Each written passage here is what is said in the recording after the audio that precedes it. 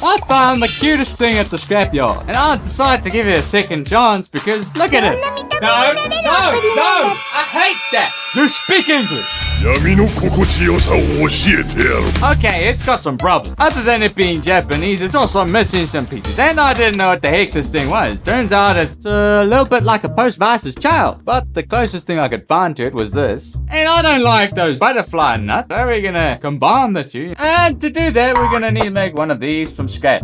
This is pretty much a fancy bolt and nut. The nut mustn't be able to turn though, and I had a pretty good idea to secure it. But now I'm gonna start with the bolt.